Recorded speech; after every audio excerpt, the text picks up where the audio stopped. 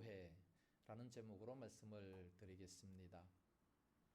많은 크리스찬들이 좋은 교회를 찾고 있습니다. 건물이 좋다든지 좋은 소문나는 좋은 교회를 찾고 있습니다. 그러나 진정으로 좋은 교회는 이 세상에 없습니다. 왜 그렇습니까? 죄인들이 모이는 장소이기 때문에 완전하지 못한 사람들이 모이는 그런 장소이기 때문에 진정으로 좋은 교회, 참으로 완벽한 교회는 있을 수가 없다는 말씀입니다. 그래서 그렇게 말하지 않습니까? 혹시 좋은 교회를 찾거든 그 교회 가지 마라. 왜냐하면 당신이 그 교회 감으로 말미암아 그 교회가 오염되기 때문에 너무 좋은 교회인데 거기에 당신이 가면 그 교회가 오염이 돼서 나쁜 교회로 전락하기 때문에 그러므로 그 교회 가지 마라. 그런 얘기도 있습니다. 누군가가 또 이런 말을 합니다. 우리가 기도할 때에 민족 복음화, 우리 민족이 100% 복음화가 되게 해주십시오 위해서 기도하는데 그 말을 들으면 상당히 걱정이 된다는 거예요. 왜 걱정이 되느냐? 지금 기독교인들이 우리나라에 20% 내지 25% 정도밖에 안 되는데 그럼에도 불구하고 얼마나 문제가 많습니까?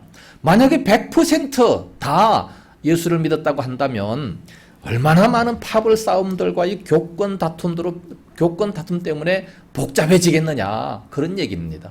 참으로 우울하게 하는 그런 얘기가 됩니다. 참으로 오늘날 좋은 교회를 찾고 좋은 목사를 만나고 싶어하는 사람들이 많습니다. 그런데 그런 것이 없다라고 얘기를 합니다. 지금까지 우리 한국교회에 참으로 존경받아 오신 교회, 존경받아 온 그 목사님이 누구냐 하면 고옥하는 목사님이십니다. 그분은 정말 좋은 평이 많이 나 있습니다. 한국교회에 참으로 돌아가신 분이지만 그분을 욕한다든지 비난하는 사람들은 그리 많지 않습니다. 그럼에도 불구하고 만약에 그분께서 지금까지 살아 계셔서 지금도 목회를 하고 교회를 담임한다고 하면 그 교회에 가겠느냐? 안 간다는 사람이 많습니다. 왜 안 가느냐? 네 가지 이유가 있습니다. 첫째는 그분은 대형 교회를 목표로 하고 지향을 했다는 겁니다. 작은 교회로 이렇게 분립하지 아니하고, 정말 성경적인 교회는 작은 교회인데 작은 교회로 이렇게 분립하지 아니하고 대형 교회를 지향했다. 그게 잘못됐다는 겁니다. 두 번째로 제자 훈련의 창시자인데 제자를 만드는데 실패했다는 겁니다. 목사의 오른편을 만들기도 하고 선한 은행들이 매우 부족하고 또 지식만 가진 머리만 큰 그런 교만한 그런 신자를 만들었다는 겁니다. 이게 잘못됐다는 거죠. 세 번째, 가정에 충실하지 못했다는 겁니다. 식구들과 함께 밥을 먹고 대화하는 그런 시간이 거의 없었다는 거예요. 네 번째, 가끔 신자들을 너무 하대하고 무식한 그런 말투를 사용하게 되는 그런 모습을 많이 봤다는 겁니다. 그래서 그 얘기는 교만한 우월의식, 그런 것이 있었다는 얘기입니다. 제가 왜 이런 얘기를 합니까? 그렇게 존경받아 왔다는 그 목사님도, 그런 교회도 지금 오늘날 얼마나 많은 손가락질을 받고 있습니까? 그러니까 완벽한 교회는 없다라는 얘기입니다. 오늘 이 사회가 바라는 것은 정말 좋은 교회를 바랍니다. 완벽한 그런 교회를 바라고 있습니다. 요즘은 양적으로 교회가 많아지는 것보다 정말로 질적으로 교회가 질적으로 좋은 그런 것을 요구하는 시대입니다. 음식점에 가도 과거에는 양을 많이 주는 것을 좋아했습니다. 그래서 무한 리필을 상당히 좋아했어요. 그러나 요즘은 그런 것이 아니고 얼마나 맛있느냐, 양은 적더라도 맛있는 곳에 찾아가게 되는 이런 모습을 봅니다.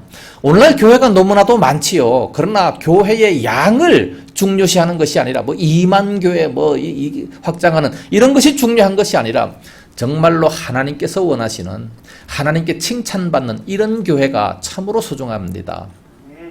요한계시록의 7교회를 보면 2교회만 칭찬을 받고 나머지는 다 책망을 받습니다. 7교회인데 그 중에 2교회밖에 칭찬을 안 받아요. 다 책망을 받지 않습니까? 이 마지막 시대 때 교회가 바로 그렇지 않는가 생각이 됩니다. 우리들은 빌라델비아 교회처럼 적은 능력을 가지고도 말씀을 지키는, 그래서 칭찬받는 이런 교회가 되기를 간절히 바랍니다. 초대 예루살렘 교회를 보면 참으로 좋은 교회였습니다. 좋은 교회였기 때문에 사람들이 엄청나게 많이 몰려왔어요. 3,000명씩, 5,000명씩 몰려오지 않았습니까? 이렇게 많이 몰려오게 되니까 하나님의 뜻은 그것이 아니었어요. 그래서 그걸 다 흩어버리지 않습니까? 다 흩어서 이 작은 교회를 이렇게 만드시는 겁니다. 큰 교회는 목사님과 성도들 간의 이 직접적인 대화하기가 너무나도 힘들어요. 그러나 작은 교회는 얼마든지 소통하고 얼마든지 서로 이 대화를 할 수가 있는 겁니다. 그러니까 하나님 앞에 더욱더 바로 설 수가 있다는 말씀이죠. 목사가 성도들의 모든 형편을 다 알고 잘못된 것은 책망하고 또 잘된 것은 칭찬하고 할 수 있는 이런 교회는 큰 교회가 아니라는 말씀입니다. 정말 하나님의 뜻대로 살아갈 수 있는 것이 바로 작은 교회라는 말씀입니다. 그래서 초대 예루살렘 교회는 참으로 좋은 교회였어요. 처음에는 상당히 좋은 교회였는데 과연 어떤 교회였기에 그렇게 좋은 교회였는가 살펴보겠습니다. 첫째로는 초대 예루살렘 교회는 성령이 충만한 그런 교회였습니다. 성령이 충만한 교회. 사도행전 2장에 보면 2장 4절 말씀은 그들이 다 성령의 충만함을 받고 성령님께서 말하게 하심을 따라 말을 했다라고 말씀하고 있습니다. 그들이 기도했던 그들이 전부 다 성령의 충만함을 받았다 그랬습니다. 그리고 베드로가 나가서 설교를 할 때에 백성들이 마음에 찔립니다. 마음에 찔려서 형제들아 우리가 어떻게 할꼬 37절에 말씀하고 있습니다. 그랬더니 38절에 뭐라고 말씀합니까? 모두가 다 그리스도의 이름으로 세례를 받고 죄사함을 받으라 그리하면 성령을 선물로 받으리니. 초대교회는 성령을 선물로 받는 그런 교회였습니다. 성령을 충만히 받아야 그래야 은혜가 있고 능력 있는 그런 그리스도인이 될 수가 있다는 말씀입니다. 성령의 권능을 받지 아니하고서는 절대로 그리스도인의 사명을 감당할 수가 없는 겁니다. 그래서 1장 4절에 뭐라고 말씀하고 있습니까? 사도들과 같이 모였는데 예수님께서 말씀하십니다. 그 예루살렘을 떠나지 말고 아버지의 약속하신 것을 기다려라. 뭘 약속했습니까? 성령을 주시겠다 약속했습니다. 그러다가 오직 성령이 너에게 임하시면 너희가 권능을 받고 예루살렘과 온 유대와 사마리아와 땅끝까지 이르러 내 증인이 되겠다 약속을 하셨습니다. 성령이 임하시면 그러면 우리가 권능을 받고 사명을 감당하게 된다는 말씀입니다. 그래서 이 증인의 사명을 감당할 수가 있다는 말씀이에요. 성령의 권능을 받지 아니하면 절대로 전도할 수가 없어요. 베드로를 보세요. 베드로는 수제자입니다. 3년 동안 예수님을 따라다니면서 훈련을 받았어요. 그럼에도 불구하고 조그마한 계집아이 앞에서 비겁하게 도망가지 않습니까? 그러나 열흘 동안 간절히 기도해서 오순절에 성령의 권능을 받으니까 얼마나 담대하고 능력이 있었습니까? 관원들 앞에서도 막 담대하지 않습니까?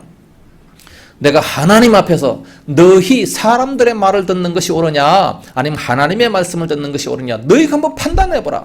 나는 보고 들은 것을 말하지 아니할 수 없다. 이렇게 담대하게 나갈 수 있었던 것은 바로 성령의 충만함을 받았기 때문입니다. 성령을 받지 못한다면 절대로 우리는 전도할 수가 없는 거예요. 성령의 충만함을 받게 되면 자동적으로 전도를 하게 되죠. 내가 예수 믿고 보니까 너무 좋거든요. 너무 좋으니까 가서 말하게 되지 않습니까? 아니 음식도 맛있는 거 먹어보면 가서 자랑합니다. 다른 사람 데리고 갑니다. 가서 먹여줍니다. 하물며 영원한 생명 저렇게 좋은 아름다운 천국을 말씀하고 있는데 이 입이 안 열립니까? 너무 기뻐서 막 저절로 가서 얘기를 하게 되는 그런 모습이 있게 되는 거예요. 더군다나 성경은 이런 복음을 전하지 아니하면 네게 화가 있을 것이라고까지 말씀하고 있습니다. 그래서 더더욱이 우리는 복음을 증거해야 되는데 이 복음을 증거할 수가 없어요. 왜 그렇습니까? 성령의 능력을 받지 못했기 때문에 성령이 충만하지 못했기 때문에 그래서 전하지를 못하는 겁니다. 그러게다가 물을 가득 담아보세요. 물을 가득 담으면 다른 것이 들어갈 수가 없어요. 들어갈 수가 없이 주전자에다가 물을 가득 담으면 부으면 뭐가 나와요? 물이 나올 수밖에 없는 겁니다. 우리들의 마음속에 성령으로 충만히 채운다면 저절로 나오는 말은 다 이 성령의 말, 하나님 말, 성경의 말을 할 수밖에 없다는 말씀입니다. 주님께서 가장 원하시는 것이 뭐예요? 한 생명 구원하는 겁니다. 전도, 복음 전하는 겁니다. 생명 구원하는 겁니다. 천하를 얻었다 할지라도 생명을 잃어버리면 무슨 소용이 있겠습니까? 이렇게 복음을 전할 수 있는 이런 능력이 생기게 된다는 말씀이에요. 그럼에도 불구하고 오늘날 많은 사람도 한번 보세요. 뭐 누가 교통사고가 났다든지 아니면 길을 가다가 갑자기 어떤 사람이 쓰러졌다. 그러면 그거 보고 내버려두고 그냥 지나가는 사람 있습니까? 뭐 빨리 막 그 사람을 막 흔들어 깨우고 또 막 숨이 멎었으면 인공호흡도 하고 또 119 전화해서 빨리 들어가서 병원으로 옮기잖아요. 병원으로 옮기는 이런 모습이 정말 바로 된 사람이에요. 근데 그런 것을 보면서도 뭐 내일이 아니니까 그냥 지나가 버린다면 그 사람은 도덕적으로 아주 잘못된 사람 아니겠습니까? 하물며 죽어가는 생명, 영원토록 지옥에 가서 고통당하는 그런 모습을 바라본다면 왜 우리가 가만히 있어야 되겠습니까? 저절로 입술이 열릴 거 아니겠습니까? 오늘날 우리가 왜 전도가 힘들고 어렵다고 합니까? 바로 충만하지 못했기 때문에 그렇습니다. 사도행전의 이 교인들을 보면 모두가 다 충만했기 때문에 어디를 가든지 복음을 전하는 그러한 모습을 보게 됩니다. 참으로 그것도 기쁨으로 전도합니다. 성령을 받으면 담대해집니다. 무서운 것이 없어요. 자신감이 생기게 됩니다. 모든 생활에 기쁨이 넘치게 됩니다. 그래서 이 성령의 충만함을 받으라고 명령하고 있어요. 에베소서 5장 18절 말씀 보면 이 세상에 술 취하지 말고 오직 성령의 충만함을 받아라. 명령입니다. 당연히 받아야 돼요. 어떻게 받을 수 있습니까? 기도하면 받아요. 기도하면 주신다고 말씀하셨잖아요. 그래서 120문도들이 마가의 다락방에서 간절히 기도했어요. 열흘 동안 기도하다가 성령의 충만함을 다 받게 됐다는 말씀입니다. 우리도 기도하면 다 받을 수 있어요. 그런 능력이 다 있습니다. 할렐루야. 뿐만 아니라 우리가 성령에 충만하면 이웃과의 장벽도 다 무너지게 됩니다. 이웃과의 이 장벽이 무너져요. 원수 관계를 짓는 사람들이 얼마나 많습니까? 가정 식구들까지라도 말 안 하고 지내는 사람들이 많습니다. 이 벽이 있어서 그래요. 이 언어의 장벽이 다 있습니다. 언어의 장벽이 있으면 하나가 될 수가 없는 거예요. 처음에는 하나님께서 태초에 천지를 창조하실 때는 언어가 다 하나였습니다. 그러나 바벨탑 사건으로 말미암아 범죄하다가 이 언어가 다 달라져 버리지 않았습니까? 그러니까 언어가 맞는 사람들끼리 다 이렇게 따로따로 살게 되는 거예요. 언어가 안 맞으면, 말이 안 맞으면 다 따로 살게 된다는 말씀입니다. 우리 예수 믿는 사람들은 그래서 안 돼요. 모든 이 언어의 장벽을 다 깨트려 버려야 됩니다. 초대교회가 예수님을 잘 열심히 믿고 성령이 충만하다가 보니까 예루살렘과 사마리아 이 모든 언어의 장벽이 없어져 버렸어요. 다 하나가 돼버린 겁니다. 사마리아 사람들을 얼마나 무시했습니까? 예루살렘 성도들이. 이스라엘 백성들, 그 유대인들은요 사마리아 사람들을 아주 멸시합니다. 지옥의 장작개비처럼 아주 멸시하고 상대조차 안 해요. 아예 말조차 안 하고 그가 있으면 아예 피해서 이렇게 가버리는 이런 모습을 보게 됩니다. 그러나 성령의 권능을 받으니까 이런 모든 장벽들이 다 무너져서 사마리아에도 성령을 받았다. 8장에 가면 사마리아에서도 성령을 받았다는 소식을 듣고 그리고 가서 베드로가 가서 또 말씀을 전합니다. 그러니까 거기서도 놀라운 역사가 나타나지 않습니까? 이와 같이 성령을 받으면 모든 장벽이 없어져 버리게 된다는 말씀입니다. 서로 통하는 사람이 됩니다. 그리고 또 성령을 받으면 성령은 파워죠. 파워. 능력입니다. 능력이 됩니다. 그래서 43절 말씀 보면 기사와 표적이 많이 일어나니 그랬습니다. 기사와 표적이 많이 일어납니다. 어떤 사람에게? 성령이 충만한 사람에게. 그래서 거듭나는 놀라운 역사들이 일어나요. 무엇으로 우리가 거듭날 수 있습니까? 거듭날 수 있는 방법은 물과 성령으로 거듭나지 아니하면 하나님 나라를 볼 수 없다. 그랬기 때문에 성령으로 거듭난다고 분명히 말씀하고 있습니다. 물과 성령으로, 말씀과 성령으로 사람이 거듭날 수가 있어요. 아무리 아름다운 말, 아무리 좋은 말, 칭찬의 말 아무리 해보세요. 그 사람이 거듭날 수 있습니까? 안 돼요. 성령으로 거듭난다라고 말씀하고 있습니다.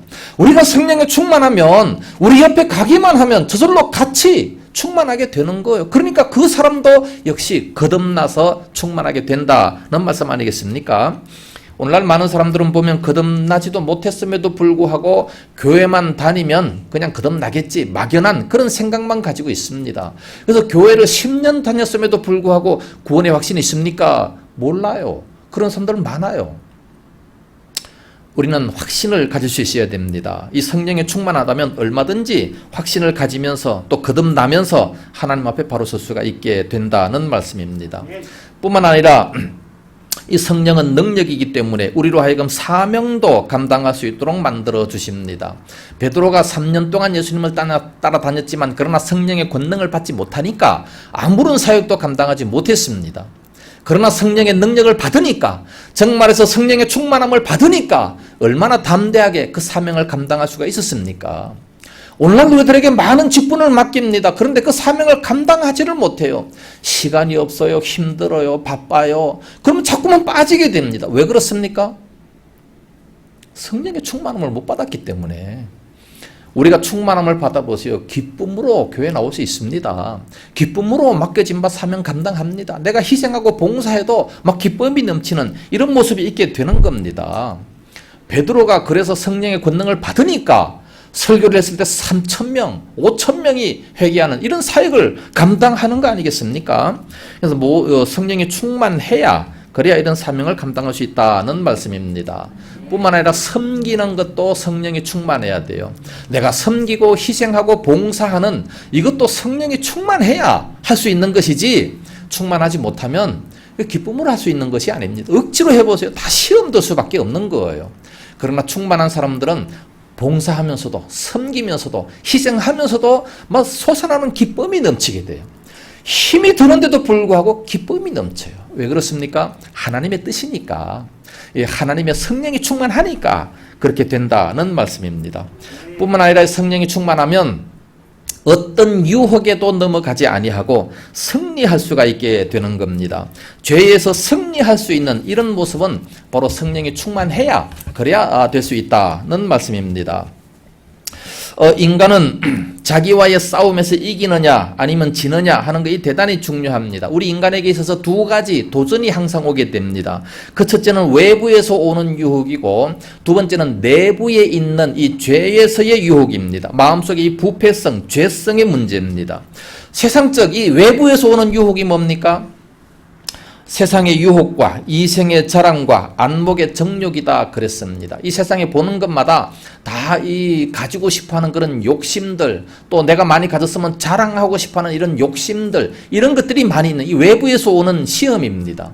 또 내적인 욕심, 이 내적인 부패성, 죄성, 이런 것들과 싸워서 어떻게 이길 수가 있느냐? 성령이 충만한 사람이 비로소 이길 수 있다는 말씀입니다. 성령이 충만함을 받으면 저절로 이길 수가 있어요. 왜? 내 마음속에 그것으로 가득 차 있으니까 다른 것이 들어올 수가 없다는 말씀입니다. 그런데 인간적인 힘으로 죄와 싸워서 이기려고 하면 절대로 힘들어요. 못합니다. 여러분들 술과 담배 한번 끊어보려고 노력해 보세요. 됩니까? 안 돼요. 단식원에 들어가서 아무리 단식하고 노력하고 그래도 안 돼요. 노름하는 사람들 뭐라고 합니까? 정말로 이거 안 하기 위해서 내가 손까지 자른 사람이 있어요. 혈서 쓰고 손까지 자른 사람이 있어요. 얼마 있다가 가서 보니까 발가락으로 한다고 하지 않습니까? 세상적으로 하려고 하면 안 되는 겁니다. 그런데 성령의 충만함을 받아보세요. 저절로 담배 끊어지고 저절로 술 끊어지게 되는 거예요. 왜 그렇습니까? 성령님은 하나님이시고 인격적인 분인데 이분이 내 마음속에 충만한 거예요. 내 마음속에 충만한데 담배 연기 들어와 보세요. 견디겠습니까? 못 견뎌요. 막 이 오바이트가 나오는 거예요. 그러니까 더 이상 못 먹게 되는 거죠. 성령이 충만해야 그래야 저절로 담배도 끊고 술도 끊을 수가 있는 거지, 인간의 힘과 인간의 노력으로 아무리 해도 힘듭니다. 죄의 유혹을 어떻게 이길 수 있느냐? 성령에 충만해야 됩니다. 성령에 충만한 자가 있는 곳이 바로 좋은 교회다라는 말씀입니다. 뿐만 아니라 이 성령은 신유의 능력까지도 있습니다. 인간이 타락한 이후에 주어진 것은 바로 질병과 죽음이 찾아오게 됐습니다. 그래서 베드로가 성령의 충만함을 받아서 가는 곳마다 병자들도 일으킵니다. 3장에 가면 안전뱅이도 40년 된 자, 이 안전뱅이도 일으키는 그런 역사가 있습니다. 구걸할 때에 아무것도 없지 않습니까? 그래서 은과 금은 내게 없거니와 내게 있는 이것을 네게 주노니 곧 나사렛 예수 그리스도의 이름으로 일어나 걸으라 했더니 그가 벌떡 일어나서 뛰기도 하고 걷기도 하고 얼마나 기쁘겠습니까? 이런 역사가 나타나게 된다는 겁니다. 오늘날 우리들도 질병에서 고침을 받을 수가 있는 겁니다. 기도해서 다 고침 받을 수 있어요. 야고보서 5장 13절 말씀 보면 너희 중에 병든 자가 있느냐? 저는 기도할 것이요. 병든 자가 있느냐? 고난당하는 자가 있느냐? 저는 기도할 것이요. 기도하라고 말씀하셨습니다. 그러면 응답해 주시겠다는 거죠. 시편 50편 15절 말씀에 환난 날에 나를 부르라 내가 너를 건지리니 네가 나를 영화롭게 하리라. 환난을 당하고 어려움을 당하고 병으로 고통을 당한다면 기도하라고 말씀하셨어요. 구하라 주실 것이라. 네? 아픔에도 불구하고 왜 기도 안 합니까? 하나님 앞에 기도하면 들어 응답하신다 말씀하셨습니다. 그래서 좋은 교회는 성령 충만한 교회가 되는 것인데 성령이 충만하면 정인도 되고 이웃과의 모든 벽도 다 무너지고 모든 능력을 받아서 사명을 잘 감당할 수 있게 된다는 말씀입니다. 우리 모두가 다 열심히 기도해서 성령의 능력, 성령의 충만함을 받아서 참으로 좋은 교회가 될 수 있기를 예수님 이름으로 축복합니다. 두 번째로 좋은 교회는 상당히 매력이 있는 교회입니다. 매력이 있는 교회. 47절 말씀 보면 또 온 백성에게 칭송을 받으니 칭찬을 받았어요. 얼마나 매력이 있었길래 칭찬을 받습니까? 칭찬받는 교회. 참 매력 있는 교회, 칭찬받는 교회, 그런 교회가 되어야 됩니다. 언제 사람들이 칭찬합니까? 잘할 때. 잘하면 칭찬하게 돼요. 좋은 일을 많이 할 때 그때 칭찬하게 되는 겁니다. 오늘날 우리 교회도 참 잘하는 것이 있어야 됩니다. 예루살렘 교회는 과연 무엇을 잘했습니까? 첫째는 회개가 있었습니다. 말씀을 듣고 마음에 찔려서 37절 말씀 보면 형제들아 우리가 어찌할꼬 회개를 했습니다. 이 통에 자복하는 그런 회개가 있습니다. 양심에 가책도 없고 반성이 없다라고 한다면 그것은 바로 문제되는 거 아니겠습니까? 깨닫는 마음이 있어야 되는 겁니다. 잘못했다고 인정하는데 무슨 더 이상 할 말이 있겠습니까? 그 이스라엘 백성들, 그 유대인들은 예수님을 십자가에 박은 엄청난 큰 죄를 가지고 있었어요. 그것을 지적하지 않습니까? 너희가 바로 이 사람을 죽였다. 하나님 되시는 그 예수 그리스도를 죽였다라고 하니까 마음에 찔려가지고 형제들아 그러면 우리가 어떻게 쓰면 좋겠느냐? 어떻게 쓰면 좋겠느냐? 그러니까 회개하는 겁니다. 그래서 회개를 해라. 그래야 성령의 충만함을 받는다라고 말씀하고 있습니다. 회개를 할 때 그때 모든 문제가 다 해결이 되는 겁니다. 우리 앞에 여러 가지 문제들이 상당히 많아요. 그때 내 잘못입니다. 내가 잘못했습니다. 잘못했다는데 무슨 할 말이 더 있겠어요. 잘했다고 하니까 계속해서 잘못을 심어주기 위해서 큰 소리가 나오는 거 아니겠습니까? 내가 잘못했다는데 내 잘못입니다. 내가 잘못했습니다. 거기 무슨 더 할 말이 있겠어요. 잘못했다는 거기에 바로 화평이 찾아오게 됩니다. 잘못했다는 그것에 바로 은혜가 임하게 되는 겁니다. 해결책이 나오게 되는 것이죠. 예루살렘 교회는 이와 같이 회개가 있었습니다. 그것이 바로 매력이었고 두 번째는 사랑이 있었습니다. 42절에 보면 서로 교제하고 떡을 떼며 이 사랑은 교제를 하는 겁니다. 이 사랑은 매력입니다. 주고 받고 오고 가는 이것이 바로 교제 아니겠습니까? 우리는 이와 같이 좋은 교제를 나눌 수 있어야 됩니다. 형제의식을 가져야 됩니다. 교제한다는 것은 어디에서부터 시작됩니까? 말에서부터 시작이 됩니다. 좋은 말, 친절한 말, 덕스러운 말, 은혜스러운 말 이런 이 자상함이 있어야 되는 겁니다. 이 교회는 마치 집과 같은 곳입니다. 이 가정 같은 그런 것이 바로 집입니다. 가정에는 대화가 있고 교제가 있고 공유가 있는 거예요. 자녀들한테 정말 자상한 말을 해주지 않습니까? 좋은 말을 많이 해주지 않습니까? 그렇게 이 교회는 마치 가정과 같은 그런 모습이 되어야 됩니다. 그래서 42절부터 쭉 보면 44절에도 믿는 사람들이 다 함께해서 서로 물건을 서로 통용하고 또 재산과 소유를 팔아 각 사람의 필요를 따라 나누어 주며 너 날마다 마음을 같이하여 성전에 모이기를 힘쓰고 집에서 떡을 떼며 기쁨과 순전한 마음으로 음식을 먹고 하나님을 찬송했다. 이러는데 과연 좋은 소문이 안 나겠습니까? 예? 무소유의 삶을 살아가면서 서로 희생하면서 도와주는 겁니다. 이런 역사가 어디에서 있습니까? 집에서 있잖아요. 집에서. 가정에서 있잖아요. 가정에서는 이거 내 거다. 그러면서 자기 소유만 주장하는 것이 아니에요. 무소유 주장을 하잖아요. 그러면서 그 친구들 중에 누가 필요하다고 하면 다 줍니다. 얼마든지 줘요. 돈 받고 주는 게 아니라 그냥 다 베풀어 줘요. 자녀가 배고프다면 공짜로 다 줘요. 이것이 바로 교회입니다. 교회가 그렇게 무소유의 삶을 가지면서 내 것을 가지고 헌신하고 봉사하는 이런 모습이 돼야 된다는 겁니다. 그래야 참으로 이 매력 있는 교회, 좋은 교회가 될 수가 있다는 말씀이에요. 그렇게 해야, 그렇게 하니까 47절에 뭐라 그래요? 온 백성에게 칭송을 받았다라고 말씀하고 있습니다. 그게 바로 좋은 교회입니다. 그러나 큰 교회는 그렇게 하지 못합니다. 어떻게 그 많은 사람들에게 다 그렇게 할 수 있어요? 못하죠. 그래서 구역별로 하려고 노력은 하지만 잘 안 됩니다. 우리 작은 교회는 목사님의 가르침을 따라서 다 그렇게 할 수 있어요. 얼마든지. 네. 큰 교회는 인원이 많으니까 힘든 겁니다. 그리고 또 데살로니가 교회를 보니까 거기도 좋은 교회, 소문난 교회라고 말씀하고 있습니다. 데살로니가 전서 1장 3절 말씀 보니까 믿음의 역사가 나타났고 또 사랑의 수고가 있었고 소망의 인내가 있었기 때문에 그래서 믿음의 좋은 소문이 각처에 퍼졌다라고 말씀하고 있습니다. 믿음으로 말미암아 역사가 나타납니다. 우리가 믿었기 때문에 하나님의 말씀을 그대로 믿으니까 또 그대로 사니까 역사가 나타나요.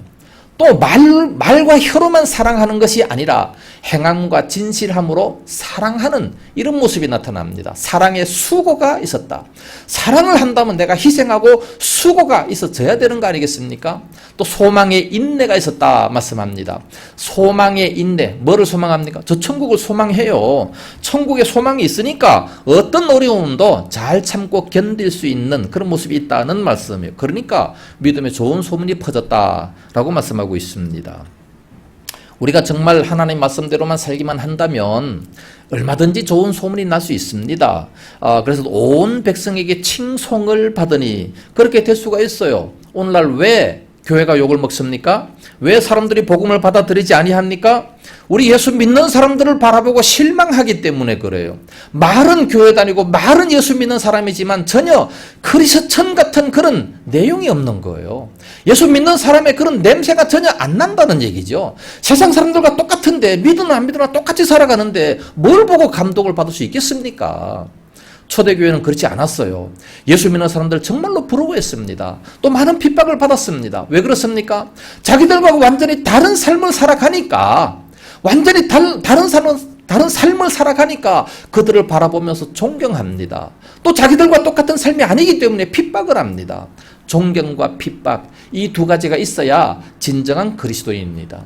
오늘날 이 두 가지가 없다면 존경과 핍박이 없다면 우리는 분명히 잘못 살아가고 있는 겁니다. 왜? 세상 사람들과 똑같이 살기 때문에.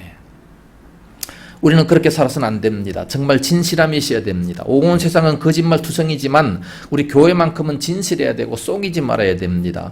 그리스도인들이 만든 물건들은 더 튼튼하고 더 좋아야 됩니다. 파는 물건에 바가지가 없어야 됩니다.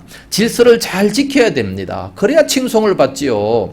오늘날 많은 교회들이요, 봉고차 보면 처음에 90년대만 해도 다 교회 봉고차가 있었지 않습니까? 그게 자기 교회 이름을 다 달아놓고 그러면서 이렇게 다녔어요. 그런데 그렇게 다니면서 어떡합니까? 과속을 하고 신호 위반을 하고 그냥 속도 위반을 하고 질서를 안 지켜 질서를 그러다 보니까 불신자들이 그걸 보면 뭐라고 합니까? 교회가 저런 짓을 한다. 그러면 다 욕을 해요. 그러다 보니까 요즘에는 다 교회 이름을 떼버렸어요. 교회 이름을 띄지 말고 그냥 질서를 지키려고 노력을 해야지. 법을 지키려고 노력을 해야 되는데 그게 아니라 봉고차들 보면 다 교회 이름을 떼고 조금 큰 버스들만 이제 자기 이름을 이렇게 붙입니다. 소문이 잘 나야 돼요. 좋은 소문이 나야지요. 언제나 진실하고 바로 살아야 그래야 좋은 소문이 나고 칭송을 받게 된다는 말씀입니다. 그런 교회가 참으로 매력 있는 교회가 될 수가 있습니다. 세 번째로 날마다 더해집니다. 47절 보면 온 백성에게 칭송을 받으니 주께서 구원받는 사람을 날마다 더하게 하시니라 말씀했습니다. 이것은 결론입니다. 결론. 그러니까 날마다 더해졌다는 것은 결과인데 성령이 충만하고 칭송을 받는 매력 있는 이런 교회가 되니까 결과적으로 부흥이 된다는 그런 말씀입니다. 그렇게 살기만 하면 그런 역사가 있게 된다는 것을 말씀하고 있습니다. 그런데 그렇게 부흥이 되는 날마다 숫자가 더하게 되어지는 거기는 몇 가지가 더 있습니다. 첫 번째는 40절 말씀 보니까 여러 말로 확정하며 권하여 이르되 라고 말씀하고 있습니다. 베드로가 여러 가지 말로 확정하고 또 권했다라고 말씀합니다. 그러면서 이 패역한 세대에서 구원을 받으라 하니까 구원받는 사람들이 그렇게 많았다는 얘기죠. 이것은 입을 열어서 성령 받은 사람이 입을 열어서 전도한 결과로 수가 더 많아지게 됐다는 말씀이죠. 전도는 간정이 있어야 됩니다. 간정. 나도 원래는 당신과 같은 사람이었다. 원래 세상에서 허랑방탕 이런 사람이었다. 그러나 예수 믿고 보니 이렇게 달라졌다. 이렇게 너무 좋은 예수를 믿고 보니까 내 모든 것이 다 변해졌다. 기쁨이 충만하다. 이렇게 평안하다. 나는 구원받았다고 이렇게 말을 할 수 있어야 됩니다. 말하는 것이 대단히 중요해요. 오늘날 우리 그리스도인들의 이 행실이 너무나도 안 좋으니까 전도는 어떻게 해야 됩니까? 행실로 해야 된다. 다 행실로 해야 된다 얘기합니다. 우리 예수님께서 언제 전도할 때에 행실로 전도해라 그런 말씀 하셨습니까? 한마디도 없어요. 오히려 뭐라고 그래요? 복음을 전파하라. 만민에게 복음을 전파하라고 말씀하셨지 언제 행실로 전도해라 그런 말씀하셨습니까? 아니에요. 오늘날 사람들이 너무 잘못 살아가니까 행실부터 바르게 해라 그런 말씀이죠. 물론 우리가 행실을 바르게 하는 것 대단히 중요합니다. 마태복음 5장 16절 말씀 보면 우리의 착한 행실을 보고 하나님께 영광을 돌리게 해라 말씀하셨습니다. 그러나 전도할 때는 말을 해야 돼요. 확실한 말, 정확한 복음을 설명할 수 있는 이런 모습이 돼야 된다는 거죠. 이런 말을 안 하는데 어떻게 전도가 될 수 있습니까? 초대 예루살렘 교회가 행실만 똑바로 살고 한마디 말을 안 했다면 어떻게 전도가 돼요? 안 되죠. 자기 잘못한 것을 어떻게 깨달을 수 있습니까? 예수 믿는 것이 뭐다 어떻게 알 수 있습니까? 모르죠. 그러니까 말을 해야 됩니다. 확실하게 말을 전파할 수 있는 그런 모습이 돼야 돼요. 복음을 정확하게 전달해야 됩니다. 천국은 어떤 곳이다, 지옥은 어떤 곳이다, 어떻게 구원받을 수 있다라고 하는 것을 정확하게 우리가 전달을 해야, 그래서 그 사람들이 이해를 해야 그래야 믿을 거 아니겠습니까? 우리는 복음을 잘 배워서 정말 다리 예화를 바로 전달할 수 있는 그런 모습이 되어야 됩니다. 이것은 물론 그 사람의 인격이 좋으면 아주 효과가 훨씬 좋습니다. 그러나 인격이 나쁘다 할지라도 복음은 정확하게 설명할 수 있는 이런 모습이 돼야 되는 겁니다. 그것이 바로 우리의 사명이에요. 복음 전하는 것은 바로 우리의 사명입니다. 어떤 사람은 부부싸움 했다고 교회 안 나오는 사람이 있습니다. 그럼 목사도 부부싸움 하면 교회 나오지 말아야 됩니까? 설교하지 말아야 됩니까? 아니에요. 설교하는 건 사명입니다. 싸우는 건 내 혈기예요. 우리가 교회 나와서 예배 드리는 건 사명입니다. 반드시 해야 되는 거예요. 아무리 죄를 많이 졌던, 아무리 나쁜 짓을 했던 교회 나와서 예배 드리는 것은 사명이에요. 전도하는 것은 사명입니다. 하나님께서 말씀하신 명령입니다. 반드시 해야 되는 겁니다. 그래서 이와 같이 그렇게 말을 했기 때문에 여러 말로 확증하며 권하였기 때문에 그래서 믿는 자들의 숫자가 많았다라고 말씀하고 있습니다. 뿐만 아니라 기적도 많이 나타나게 됐고 또 이 좋은 교제들이 있고 사랑의 교제들이 있었기 때문에 그래서 이제 이렇게 믿는 자들이 많았다라고 말씀하고 있습니다. 결론적으로 말씀을 드린다면 어떤 교회가 좋은 교회인가? 초대 예루살렘 교회는 어떠한 교회였는가? 첫째로 성령이 충만한 교회였고, 두 번째 매력이 있어서 칭찬받는 교회였습니다. 세 번째 구원받는 사람을 날마다 더하게 하는 그런 교회였습니다. 그렇다면 어떻게 해야 이렇게 될 수가 있겠습니까? 어떻게 해야 우리가 정말 매력이 있는 그런 사람이 될 수 있습니까? 42절 말씀 보면 그들이 사도의 가르침을 받아서 서로 교제하고 떡을 떼고 뭐 그렇게 했다 말씀하고 있습니다. 사도의 가르침을 잘 받아야 돼요. 목사의 가르침을 잘 받아야 됩니다. 학생이 공부를 잘하려면 선생님의 말씀을 잘 들어야 되죠. 환자가 병원에 가서 병을 잘 고치려면 의사의 말을 잘 들어야 됩니다. 우리가 정말로 좋은 성도가 되려면 목사의 말, 성경의 말씀을 잘 들어야 됩니다. 그런데 오늘날 많은 사람들은 의사의 말은 기가 막히게 들어요. 아프니까 낫기 위해서는 기가 막히게 이거 해라 그러면 절대로 잘 합니다. 그러나 목사의 말은 죽어도 안 듣죠. 주일 성수 잘해야 됩니다. 구약시대 때는 안식일을 범하는 자마다 사형이었습니다. 안 들어요. 안 들어. 내 하고 싶은 거 다 하고 일이 있으면 안 나오잖아요. 이렇게. 신약에서는 사람이 안 죽으니까 그래서 안 합니까? 아니에요. 그 영혼이 죽는 겁니다. 로마서 2장 9절 악을 행하는 각 사람의 영에게 환난과 공고가 있으리니 그 영혼이 죽는 거예요. 영혼이. 오늘날 우리들은 사도의 가르침을 잘 받아서 정말 초대교회처럼 성령이 충만한 교회, 매력에 있어 칭찬받는 교회가 되고 그래서 구원받는 사람이 날마다 더하게 되는 이런 놀라운 역사가 있기를 예수님 이름으로 축복합니다. 기도하겠습니다.